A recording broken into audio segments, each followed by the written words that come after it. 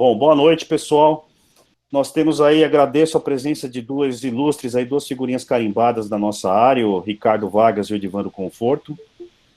E peço para vocês desculpas que não vou perder tempo de apresentá-las, porque são pessoas que não necessitam que a gente apresente, são figuras ilustres aí da área, e dá bastante tempo aí para vocês depois perguntarem. Então, agradeço também a presença de todos que estão participando, em nome do PMI São Paulo, e vou começar já perguntando aí, primeiro para o Edir, para não falar que eu protejo o Ricardo, que eu conheço ele há mais tempo que o Edir. Edir, qual a implicação do Covid para o trabalho em projetos? Depois a gente passa a palavra para o Ricardo. Fique à vontade. Cara, olha, eu acho que é até difícil prever tudo, mas com certeza algumas coisas vão ficar, né? Eu acredito que o trabalho por projetos vai continuar cada vez mais relevante, né? Ainda mais agora que a gente percebeu, saiu desse status quo e a gente percebeu quantas coisas que a gente precisa melhorar em diversas áreas. Eu acho que tem algumas coisas que vão ficar, com certeza, de aprendizado para muitas empresas, flutuando entre times virtuais, distribuídos, multiculturais, essa questão de você focar muito mais no contexto do trabalho do que no controle do trabalho, que agora eu acho que tem muitos gerentes aí ficando careca porque perdeu aquele status de controle, né, de você ver as pessoas todos os dias fazendo o seu trabalho, então você tem que realmente dar esse poder para as pessoas poderem ser autônomas e terem flexibilidade, e realmente focar no que importa, né, no que é o resultado do projeto ou da iniciativa. E eu acho que algumas coisas não tão positivas, né, que é essa ideia desse isolamento, da gente aceitar que às vezes a gente precisa fazer aquele trabalho individual, né? É até uma dicotomia, porque tem muito aquela questão, nós temos que ser colaborativos, trabalhar em time, etc. Mas eu acho que tem aquele momento de criatividade, de trabalho individual, que eu acho que hoje as pessoas estão percebendo quão ele é valioso, porque você está ali na sua sala, no seu escritório, na sua casa, né, tirando a parte de quem tem que cuidar do filho ou fazer outras coisas que, né, que acaba, de certa forma, mexendo um pouco na rotina, mas você percebeu esse valor de você trabalhar individualmente, né? Esse tempo que hoje nas empresas se perdeu, né? Você tem espaços abertos, você tem aqueles open space, e hoje você está isolado no seu canto, e eu garanto que tem muitas pessoas que perceberam o quão criativo esse tempo, né, consigo mesmo é importante. Então, eu vejo isso como algo positivo. E, lógico, muitos desafios a gente deve esperar pela frente, tá? Eu acho que educação à distância, saúde, a própria mobilidade, são áreas que vão trazer muitas oportunidades para quem trabalha com projetos. Então, eu vejo muitas coisas boas e muitas coisas que a gente precisa melhorar muito, sabe? Até a própria reflexão do que você quer para a vida, né? Eu acho que todo mundo está fazendo isso de uma forma ou de outra. Perfeito. Ricardo? Bem, pessoal, boa noite. É um prazer estar aqui, é um prazer estar com você, Ricardo, com o Ed, falando sobre isso, né? Eu tenho tentado, sempre que possível, participar desse momento, que eu acho que está todo mundo muito apreensivo. Eu estou muito apreensivo, todo mundo, porque eu vou te falar, quem está confortável está com algum problema, porque realmente assim, é um fato inesperado, e por mais que a gente vamos dizer, tenha os nossos mecanismos naturais de proteção, etc., está todo mundo inseguro, e a incerteza gera uma instabilidade grande. Agora, se vocês estão falando assim, o que vai ser o trabalho para alguém? Eu acho que vai ter uma alteração grande. Eu acho que nós temos duas dimensões. Uma, o Ed falou de uma maneira muito, muito forte da questão da tecnologia. Isso é indiscutível, né? É indiscutível. Nós não estamos falando mais que trabalho remoto é uma tendência. Acabou. Assim, você queira.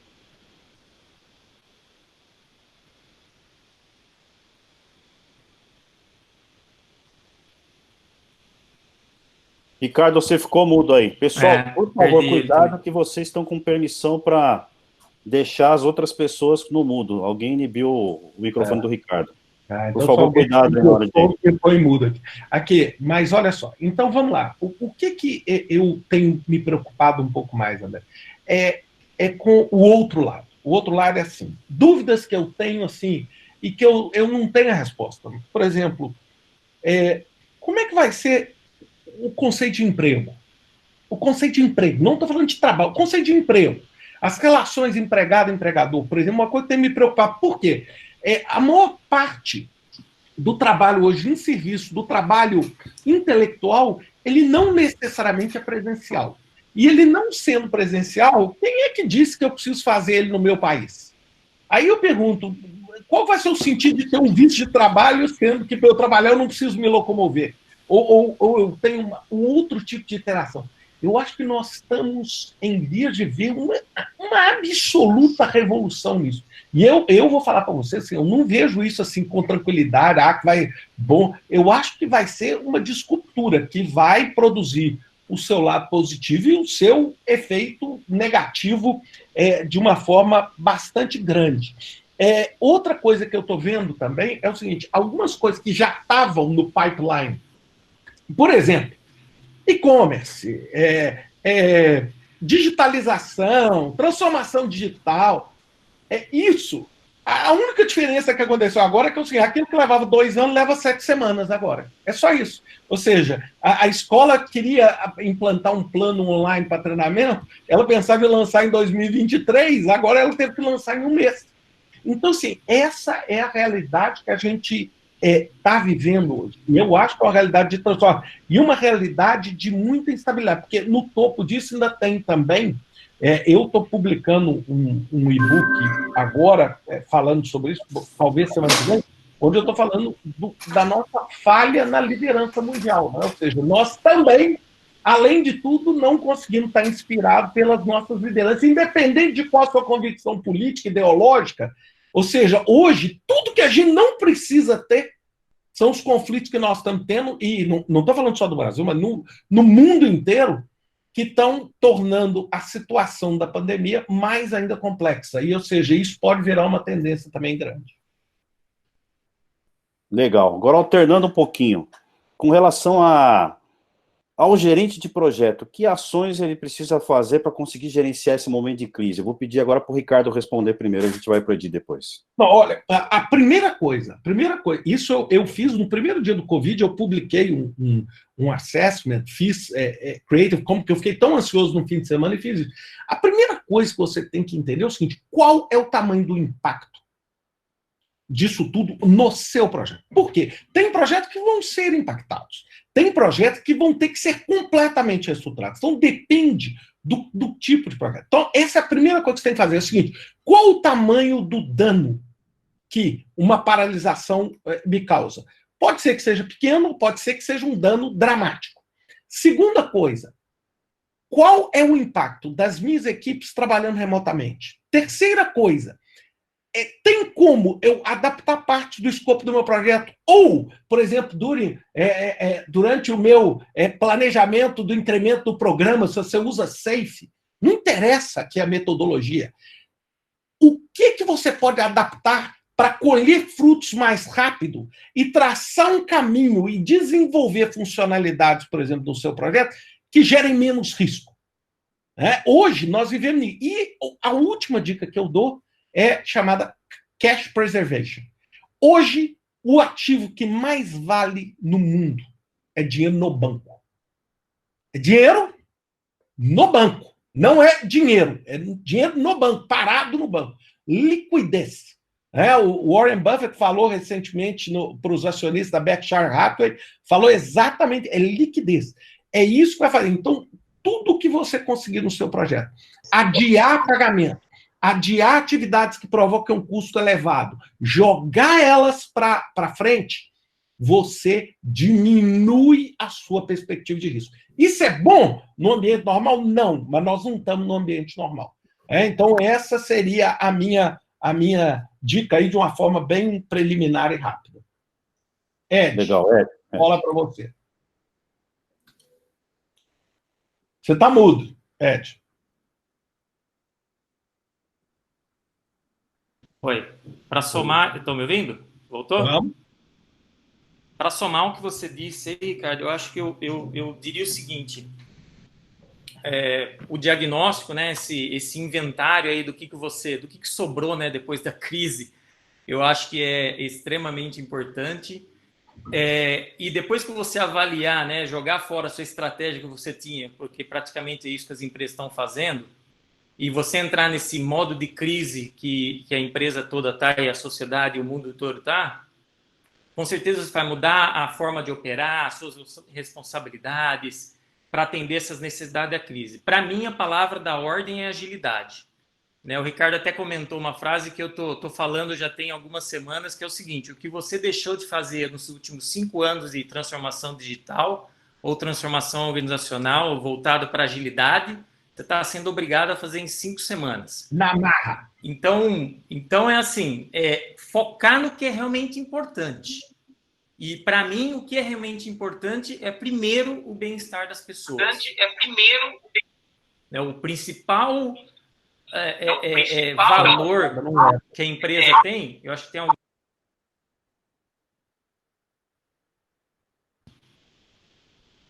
Tá, voltou? Voltou. Desculpa, Edi, eu fui desativado a pessoa, mudou para o seu aqui, eu que desativei. Perdão. Então, a primeira coisa é focar no que realmente importa, né? E para mim, acho que o bem-estar das pessoas é essencial.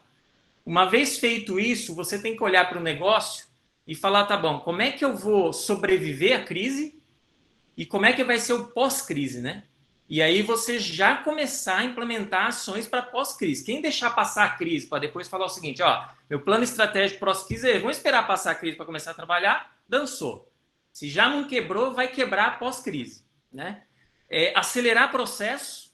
Então, aquela tomada de decisão que demorava 1 semana tem que demorar 1 hora no máximo. Já está sendo devagar se demorar 1 hora só. Mesmo a gente trabalhando de forma remota, tá? E aí você vai ter que adequar a estrutura de time, pessoas, etc.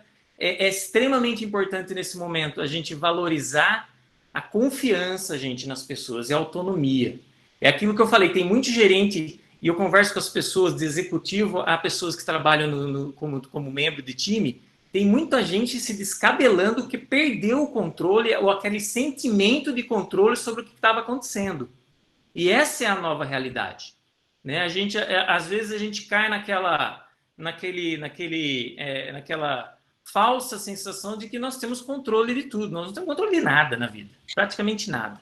Né? Nada. Então, assim, você tem que confiar nas pessoas, você tem que confiar no processo, tem que dar poder às pessoas. E por último, eu diria o seguinte: está todo mundo estressado, está todo mundo overloaded, todo mundo com a sensação de que está trabalhando muito mais do que antes. Eu acho que você tem que manter a transparência, a empatia e a frequência na comunicação sincera e direta. E não é passar aquela sensação de que, pô, eu estou bem, está todo mundo ferrado, e eu estou nadando na crise. Todo mundo está sofrendo.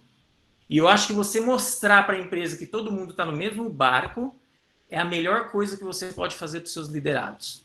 Né? Então, aí você mostra, primeiro, ó, estamos todos juntos, é isso que está acontecendo, é isso que nós sabemos, é isso que nós não controlamos, não sabemos, e essas são as prioridades. Se você for capaz de fazer essas coisas, mais do que o Ricardo diz, eu acho que assim, você vai ter menos problemas para poder gerenciar essa crise. Quer dizer que vai dar certo? Não. Mas eu acho que você tem a chance maior de ter algum sucesso depois da crise.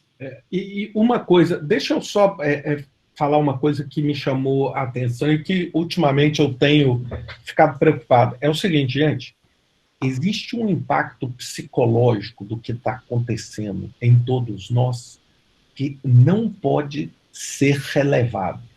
Ou seja, tem muita gente que está sofrendo, não é sofrendo porque a casa é pequena, não. É sofrendo por quê? Porque está confinado, porque não pode sair de casa, porque às vezes a vida familiar é mais difícil, porque tem que administrar filho, marido, mulher. Gente, é difícil. E eu vou te dizer assim, eu, por exemplo, que estou muito acostumado a trabalhar em casa, por exemplo, eu tenho vários dias que eu acordo triste, entendeu? Porque aí você começa a ficar assim, naquela coisa assim, será que é o fim do mundo? Será que o mundo vai acabar? O que está acontecendo? Eu tô falando assim, eu falo isso de coração, eu que tenho uma vida super confortável, né? Assim, graças a Deus, não tem nenhum risco iminente na minha vida, mas eu falo isso para vocês só para vocês entenderem o que é ter empatia. Então, eu sinto mesmo, porque eu acho que uma das coisas que as empresas vão ter que cuidar demais é da saúde mental das pessoas, entendeu? Da saúde mental. Que eu acho que vai ter um estrago grande que essa pandemia vai... Cara, minha mulher, eu vou contar aqui, na minha casa eu tenho um jardim, tá? Eu tenho um jardim dentro do meu terreno, aqui um jardim grande. Eu estava no jardim, aí minha mulher era, o que você está fazendo aí fora? Hoje? Eu falei, ué, eu tô aqui fora. Não, o seu sapato vai ser contaminado. Eu falei assim, para, nós vamos ficar pirados aqui dentro. Entendeu? Isso é um fato real. Então, eu estou colocando assim, todo mundo está sentindo isso. E eu acho que isso vai afetar de modo sensível as nossas organizações, porque nós somos gente. Então, se você está desenvolvendo, então nós vamos ter que ter, como líderes do programa, você não vai poder chegar para todo mundo voltando para a sua empresa amanhã, bater palma assim, pessoal, acabou o problema, agora está tudo ótimo, vamos embora trabalhar. Porque não é assim.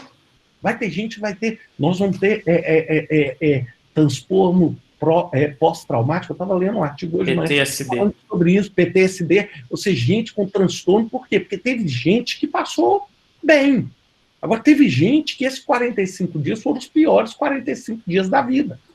E eu não estou nem falando aqui, gente, porque não é esse público que está assistindo, eu não estou nem falando das pessoas pobres que estão numa comunidade. Esse eu não estou nem discutindo. Eu estou falando gente como a gente, normal, instruída, com capacidade de emprego, com um emprego decente, etc. E que foram dramaticamente afetados. Então, acho que a gente tem que ter essa empatia, porque senão vai ser muito duro o nosso retorno. Ricardo, aproveitando o gancho, então, embalando, como é que a gente lida com a incerteza, além de tudo que você já falou, e aí depois eu estendo essa pergunta também para o Edi, pode passar direto para ele, o Ed, a questão da incerteza e do risco agora, durante a pandemia e no pós-pandemia? Quando a gente voltar do isolamento. Eu vou falar, eu vou só abrir e o Ed continua, mas eu vou dizer o seguinte, a gente precisa, vou pegar o que o Ed falou, a gente precisa entender que a gente não tem controle. A gente queria ter, mas a gente não tem. A gente não tem. E o que a gente pode controlar é quase nada. A gente controla isso aqui, enquanto tudo aqui, a gente não tem capacidade de controle. Então, é entender. E eu vou te dizer que eu aprendi muito isso, porque, para mim, a minha vida, os meus 5 anos na ONU, foram um exercício de humildade. Porque, assim, eu quando entrei para a ONU, eu falei assim, pô, cara, eu que mexia com projeto de capital, tudo agora, pô, administrar a construção dessa escolinha aqui, porque os projetos, do ponto de vista de estrutura, eram pequenos. O que aconteceu, pessoal? Eu comecei a ver assim, gente morrendo de malária, gente que funcionário dormindo, bicho, em condições assim, subhumanas. Tá? Aí você começa a entender o seguinte, cara, não adianta. Você tem que entender que no seu caminho para o excelente, para o perfeito, tem hora que você tem que parar no bom. Não tem jeito, porque você é incapaz de prosseguir. Sabe? Você tem que entender que não tem jeito. Então, isso, para muitos de nós, é um motivo de frustração, porque nós somos criados, todos nós, para sermos assim, máquinas de produtividade, máquinas de felicidade, né? Não, a gente, né, concorda, toda vez que você estava triste, o que fazia seu pai? Ia lá abraçar, proteger. Você foi criado num ambiente para que isso não aconteça. Só que, infelizmente, a vida causa isso. Então, assim, eu acho que essa é a primeira realização, porque quando você realiza isso, você sabe, você solta uma habilidade em você de fazer o melhor que você tem para fazer. Entendeu? Igual hoje, não adianta eu exigir mais do que o que eu posso de mim, porque eu sei que eu não consigo produzir como eu produzia antes, porque eu estou com outras coisas na minha cabeça. É entender esse limite humano, que a produtividade vai ser afetada, e vai ser afetada em todos os segmentos. Fora esse cavanhaquezinho branco aí que está na cola do meu, né, que vai pesando também. Oi? Demais. Ed. Fala, Ed. Eu acho que todo mundo na vida deve ter passado um momento de transição, de mudar de país, de mudar de escola, né? Quando a gente era pequeno, mudava de escola, também tinha ansiedade, que você não lembra, mas acontece a mesma coisa hoje, só que numa potência maior. Eu acho que a primeira coisa é tentar manter a calma, né? E tenta, se você não gosta de meditar, tenta pelo menos parar aqueles 30 minutos por dia e pensar em você, respirar, só, não fazer mais nada. Viver um dia de cada vez também é extremamente fundamental. E eu descobri uma coisa, que eu já tinha essa hipótese antes, mas assim, sempre fui uma pessoa de planejar muito. cenário, 3 cenários, e foi o que eu fiz agora para a crise. Só que o planejar, ele é importante, só que não foca tanto no plano. Se você bitolar no plano, você vai ficar muito mais ansioso. Porque o plano é simplesmente a sua visão do que pode acontecer. Aí, quando você planeja e foca muito naquele plano, principalmente agora, que a gente realmente não sabe o que vai acontecer, é diferente de uma viagem, gente, né? O pior que pode acontecer numa viagem é assim, você tem que trabalhar, furar o pneu, aquelas coisas que você contorna. Hoje você não contorna, não tem o que fazer. Você não tem poder nenhum. É igual você entrar no avião, bom, se o avião tiver que cair, você não vai pegar o avião e pilotar o avião você. Você não tem o que fazer, então você tem que aceitar. Uma vez que a gente aceita, eu acho que a gente, claro, pode trabalhar com cenários.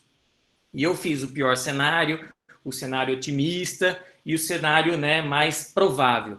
E eu particularmente agora, sabe no que eu estou focando? Normalmente, como natureza nossa, né, é aquele flight, é o risco de correr e agir, flight e fight or flight, você está focando no pessimista. Significa o quê? Bom, se tudo isso der errado, eu quero estar preparado para isso, estou liquidando minhas aplicações na bolsa para ter grana, para viver por um ano. Esse é o cenário pessimista. Mas você já parou para pensar, por exemplo, o que pode dar de positivo? O que pode acontecer de positivo? Muita coisa pode acontecer de positivo. E aí a pergunta para você que vai te causar muito mais arrependimento do que, né, em outros cenários é, você vai estar preparado se alguma coisa boa acontecer? Vou dar um exemplo básico. Aquele inglês que você deixou para aprimorar há anos, imagina que depois da crise acontece aquilo que o Ricardo falou. Putz, surgiu uma oportunidade aqui pela empresa para eu trabalhar de casa, mas, cara, eu vou falar inglês o dia inteirinho. Eu falo inglês o dia inteiro, eu saio conversando com a minha esposa, estou falando inglês. Será que o seu inglês está bom para se amanhã alguém bater na sua porta e falar assim, ó, vamos fazer esse trabalho aqui? Então, gente, eu acho que a gente, além de planejar e se preparar para o pessimista, vamos olhar aquele skill, aquela prática que a gente está buscando aprender, uma competência. Eu falei do idioma, pode ser qualquer outro tipo de habilidade. Deixa eu te interromper um pouquinho, até na linha do que vocês estavam falando, sem neurose, né?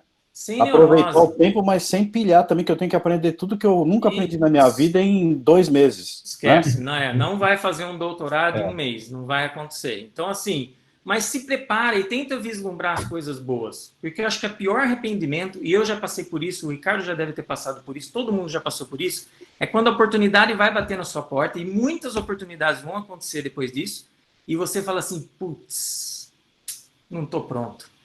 Aí, meu amigo, aí você vai falar assim, desperdicei uma crise desse tamanho, dessa envergadura, e não consegui pegar a oportunidade.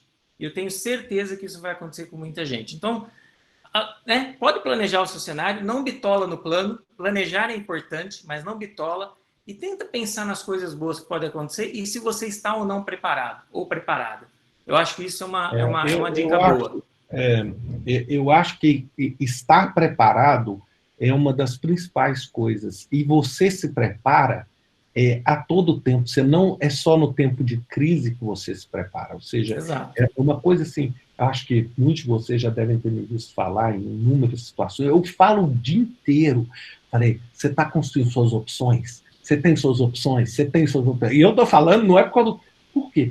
Porque a melhor hora de você fazer alguma coisa é exatamente na hora que você está dentro de uma estabilidade. Por quê? Porque você fala assim, eu nunca sei o dia de amanhã. Eu, por exemplo, quinta-feira dei uma palestra nos Estados Unidos e eu fui duríssimo com os americanos. Duríssimo. Porque eu cheguei e falei assim, olha, vocês têm que explicar para mim, eu sou um brasileiro, cara. Como é que 80% dos americanos não têm $400 no banco?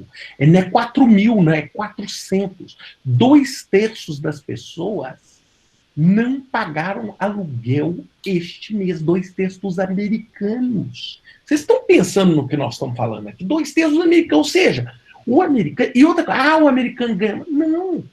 É uma cultura de que você não poupa nada. Ou seja, você nunca imagina que um cenário como esse pode acontecer. No dia que ele acontece, você não consegue. Eu não estou dizendo que você precisa ser paranoico, mas você não conseguir ter um mês de salário, sabe? Um mês, 2 meses de proteção, É muito complexo. Essas são as mudanças que a gente tem que falar. E nesse ponto eu brinquei, eu falei, graças a Deus por ser brasileiro, porque brasileiro você já aprende desde cedo a se defender, porque você sabe que você não vai poder contar com nada. Ou você sai ou você está morto.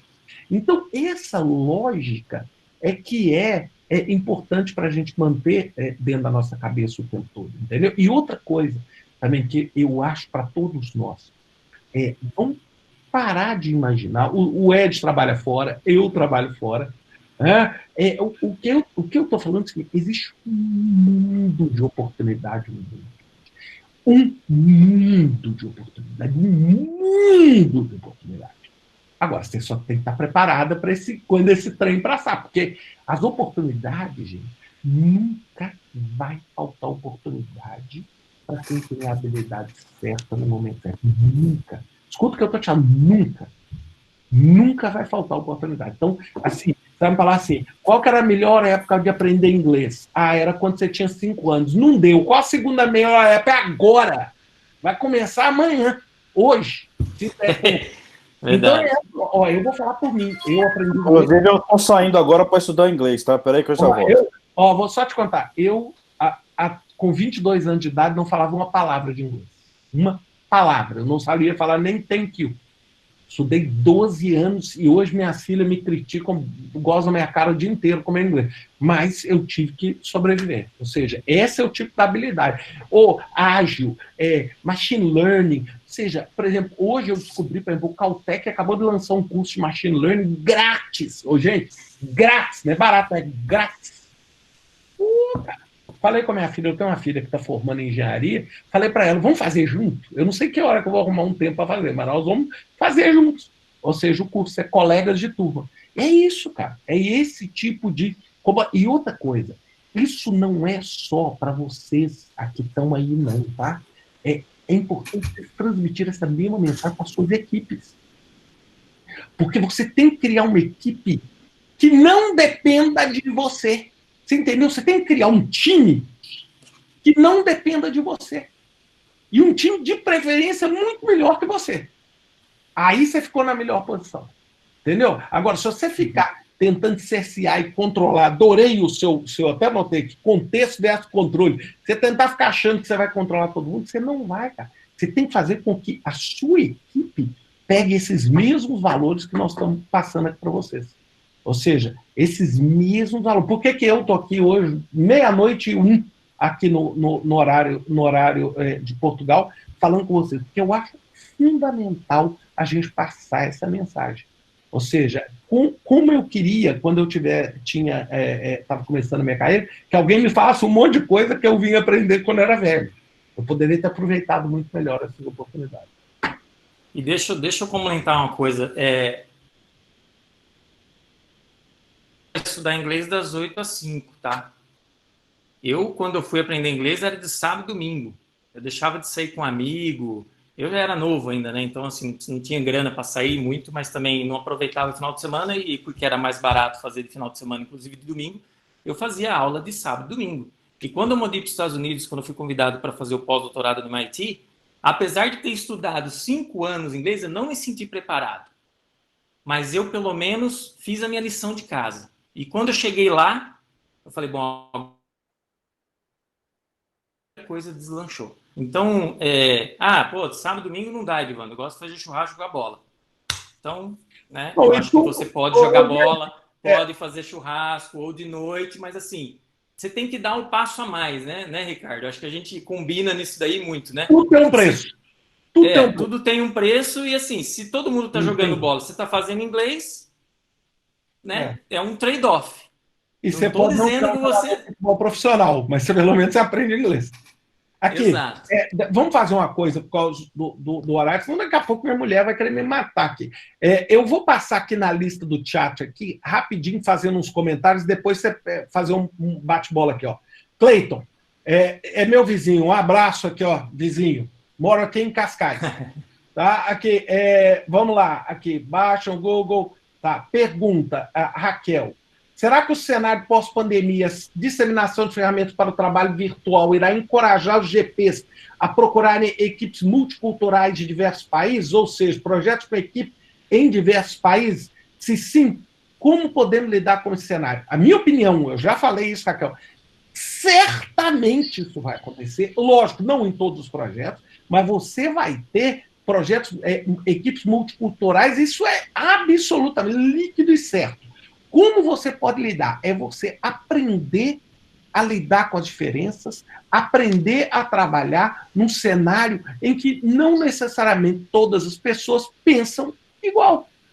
É aceitar um ambiente multicultural. Aliás, desculpa aqui, sem absolutamente nenhum viés político, é tudo o que não está acontecendo hoje no Brasil, nos Estados Unidos, ou seja, ninguém consegue aceitar a diferença no pensamento do outro. Mas eu acho, Raquel, que é uma tendência líquida e certa com isso. Tá? Aqui, Inácio, queria colocar a seguinte questão. A gestão de pessoas à distância já é uma realidade em projetos, mas como implementá-lo diante do Covid de uma hora para outra? Quais os impactos? Primeira coisa que a gente tem que entender. Trabalhar em casa é uma coisa.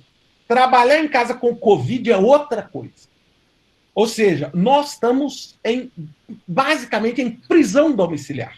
Não é que tem um guarda na sua porta, mas existe um contexto de prisão. É muito diferente de uma opção e de chegar assim, amanhã, porque é conveniente para mim, eu vou trabalhar em casa. Isso que é uma política de work from home. Agora não é assim, quer queira, quer não queira, com seus filhos dentro de casa, fora de casa, o caos da sua casa, sua empregada que foi embora, a faxineira que não vem mais, você não consegue comprar. É um ambiente muito cheio. Então nós temos que ser muito mais tolerantes. É assim, eu no meio de conference call, chega criança, cachorro late. Ué, cara, é a vida. É a nova vida. Ou seja, se eu ver alguém hoje vestindo terno para fazer videoconferência, eu vou achar que virou como é que é, o Microsoft Teams ou o Google criou agora uma forma de te vestir com terno. Porque você tem que ser louco para estar de terno num atual. E isso também mostra a sua falta de empatia. Né, com isso. Até a questão da mudança, né, o cenário que provocou, como você estava falando. Porque se você estivesse fazendo uma call antigamente, aparecesse um filho e tal, a pessoa ficava até constrangida. E agora não, agora é uma realidade, né?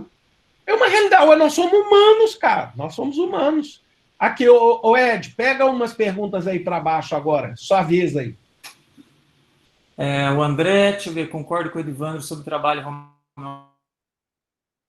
Eu tô naquela. No seu trabalho e as distrações, tá. Patrícia, conhece alguma empresa que colocou a situação de pandemia ou paralisação na planilha de riscos e está usando a contingência?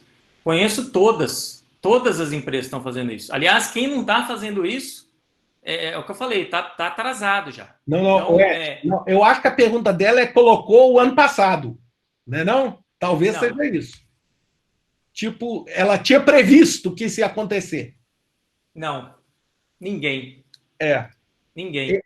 Eu só tenho uma que eu estou pegando aqui agora para você, que não é uma empresa, mas um órgão Peraí.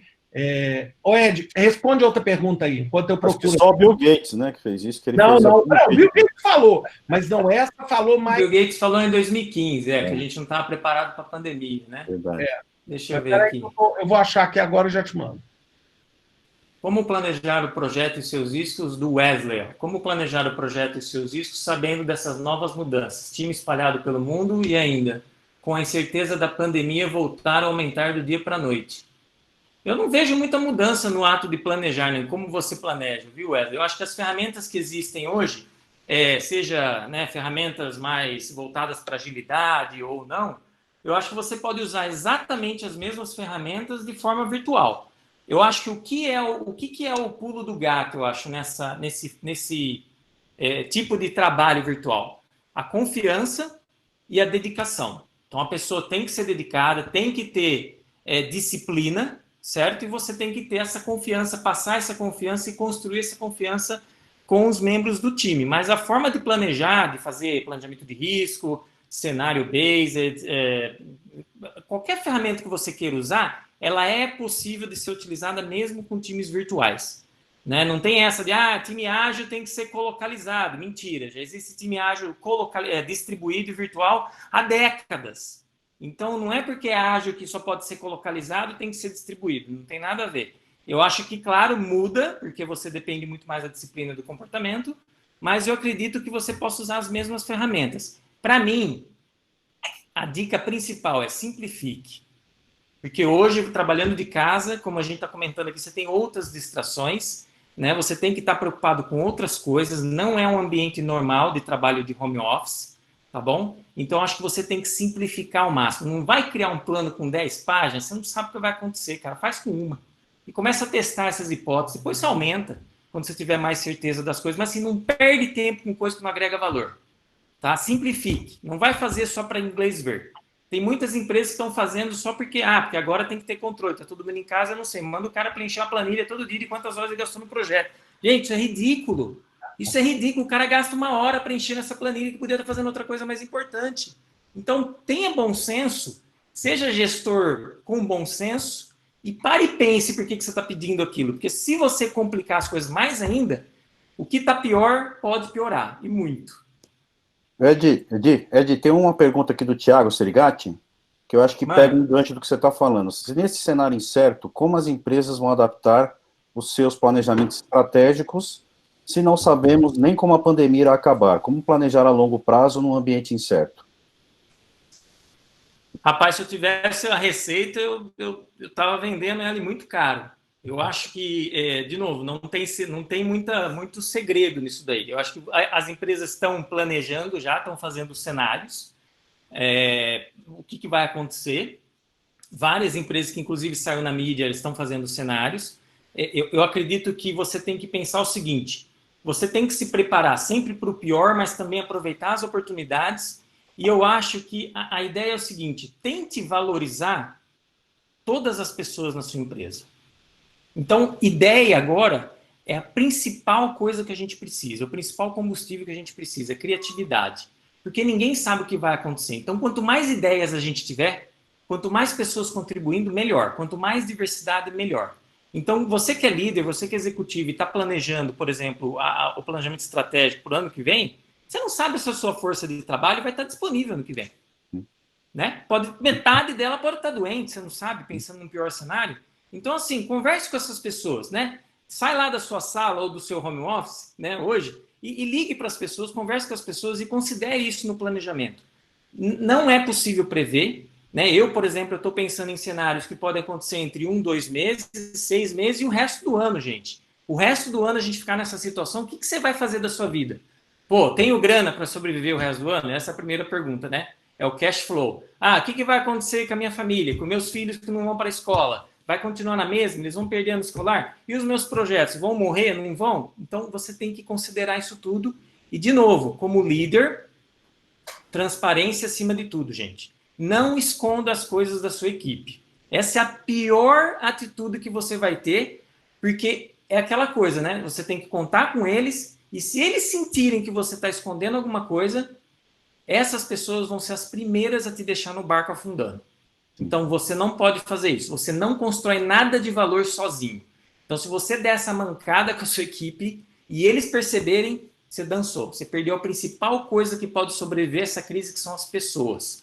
Se você perder o negócio, você constrói outro. Se você gerar dívida, você paga. Mas se você não tiver pessoa, se a pessoa for embora, acabou. Não tem coisa que ajude. Então, essa é a minha dica para esse pós-crise aí, que ninguém sabe o que vai acontecer, mas planeje, né? Pare e reflita sobre isso. Aqui, deixa eu só pegar uns aqui. Patrícia, concordo com você com relação a pessoas diferentes, né? Eu falo, o maior patrimônio que eu tive de trabalhar 5 anos na ONU foi o tanto de pessoas que pensam diferente de mim, que eu conheci na minha vida. Isso me tornou outra pessoa. Wesley, orgulho em me assistir aqui novamente. Eu é que estou com orgulho de você estar me assistindo aqui, tá bom? Quem está feliz não é só você, não. Eu também.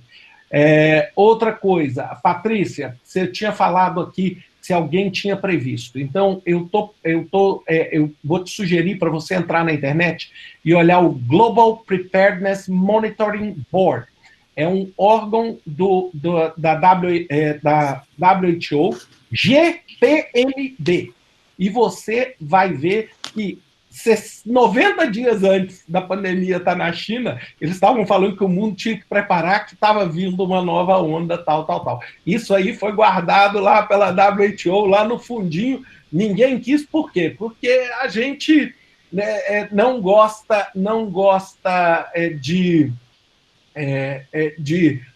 criar reações para fantasmas, até o fantasma virar realidade, né? Que a gente tem hoje aqui.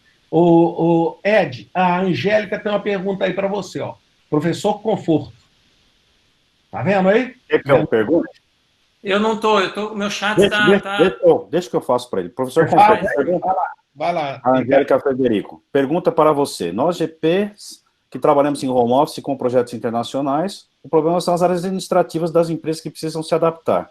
Como mudar essa cultura nas empresas? Cultural fit, práticas coercitivas, etc. Aliás, o conceito da empresa basicamente mudou. Eu acho que assim, né? Não deixe para transformar amanhã o que você pode transformar hoje. E eu acho que o conceito de áreas de apoio, tirando a manufatura, que é core em qualquer empresa, para a manufatura você tem que parar o mundo e acudir à manufatura quando você produz alguma coisa, é igual parar o servidor de um banco, né? Parou o servidor de um banco, acabou o banco hoje. Então, assim, você tem que correr lá e apagar o incêndio. As outras áreas de apoio, compras, jurídico, vendas, marketing, elas estão passando por uma transformação também. É o que a gente chama de operational agility. Se essa agilidade, ou se essa forma de trabalhar não acontecer também nessas áreas de operação, quem trabalha já com esse novo mindset, que é projetos principalmente, não vai durar. E a empresa está percebendo isso. E agora é o melhor momento para a empresa fazer essa transformação. A empresa quer aproveitar esse momento de força maior, porque agora é o que o Ricardo falou, ou você vai, não tem o que fazer, não tem mais 5 anos para falar, daqui 5 anos eu vou implementar essa mudança, essa transformação numa empresa, esquece. Então você tem que fazer agora. Gente, é revisar tudo, é revisar do seu processo de governança, como é que você mede, quanto dinheiro é gasto, como é gasto, até o jurídico, como é que o cara constrói lá um contrato e por que esse contrato demora 3 semanas para ficar pronto. São coisas básicas que nunca ninguém se perguntou por que era tão demorado e tão complicado, ou por política, né? Status quo, tá tudo bem, né? Vamos quebrar o galho. Hoje as pessoas estão se perguntando.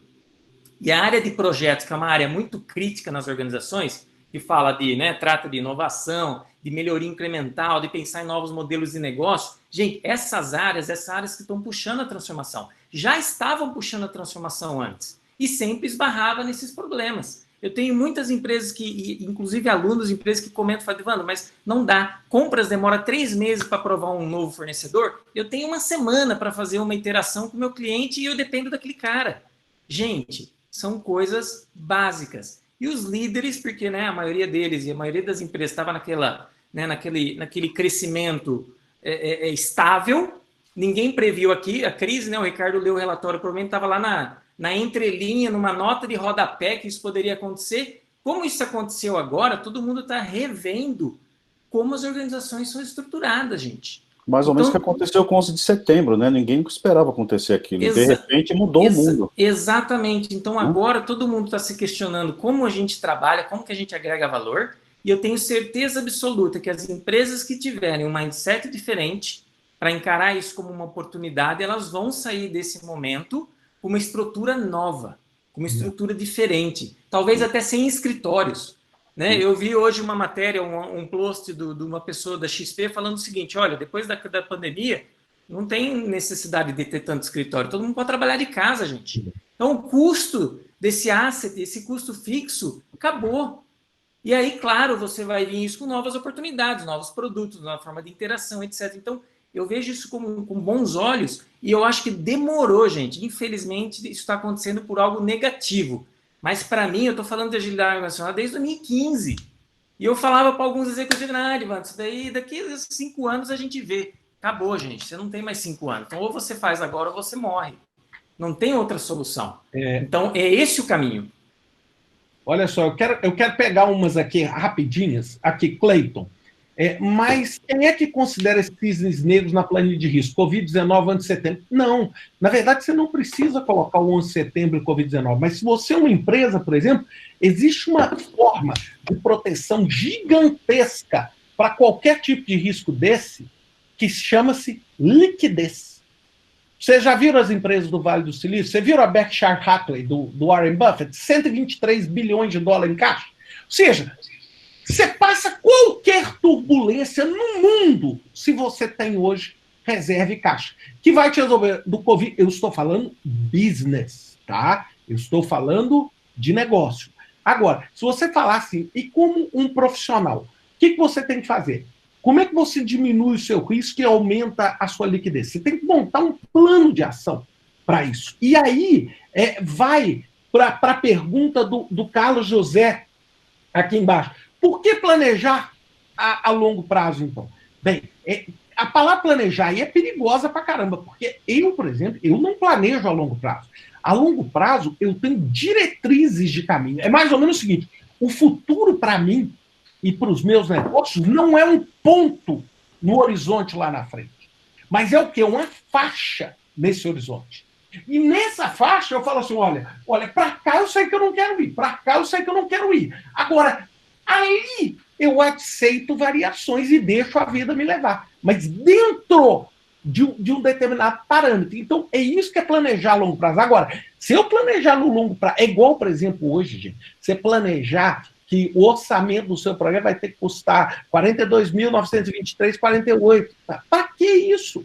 Sabe, ou seja, a sua chance de errar é enorme. Por quê? Porque você vai ter que acertar um número, é igual ganhar na loteria. Então você planeja uma diretriz de longo prazo. E você faz o quê? Gente, voltando ao conceito aqui, que é muito antes de Agile, essas coisas, que é o conceito de teoria das restrições. Ou seja, você chega e coloca um buffer que te protege nesse caminho. E para uma organização, esse buffer é liquidez e dinheiro. É liquidez e dinheiro. A empresa hoje que tem liquidez e tem dinheiro, ela está infinitamente mais protegida do que uma empresa que está com muitíssima dificuldade de capital de caixa.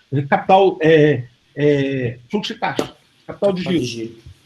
Então é isso que eu queria colocar aí para vocês. Então, senhores, eu não quero apanhar da esposa do Ricardo. Além dessas dicas que vocês já deram aí, o que vocês colocariam aí como uma mensagem final aí para tentar colaborar com os participantes desse nosso encontro? Ed, pode começar. Tira para o ímpar. Quem você quer falar primeiro ou eu falo primeiro, Ed? Pode falar.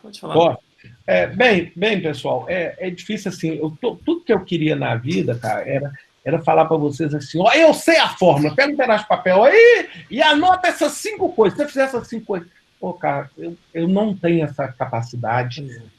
Eu acho que a primeira coisa que a gente precisa hoje é ser adaptável, é ser organizado. Assim, sabe, porque no caos é muito fácil a gente desorganizar os nossos pensamentos, é tentar estruturar o pensamento, manter o controle, não entrar e não ligar o modo pânico, porque eu vou te falar, eu tenho uma televisão aqui no meu escritório, eu estava com ela ligada o tempo todo, assim, assistindo televisão, daquela coisa compulsiva.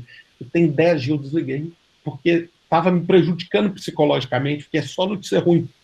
Então, assim, deixa eu falar para vocês, não adianta você ser bombardeado por notícia, etc. Então, é tentar manter o seu controle, tentar achar os pontos benéficos dessa situação toda, para de estar mais próximo da sua família, das pessoas que você ama, sabe? Tentar cultivar esse momento, eu, por exemplo, com as minhas filhas aqui, tentar cultivar. E tentar entender o seguinte, como é que eu consigo construir um futuro melhor para mim, com adaptabilidade, ajudando a minha empresa, me preparando para uma nova realidade que vai ser diferente da realidade do passado.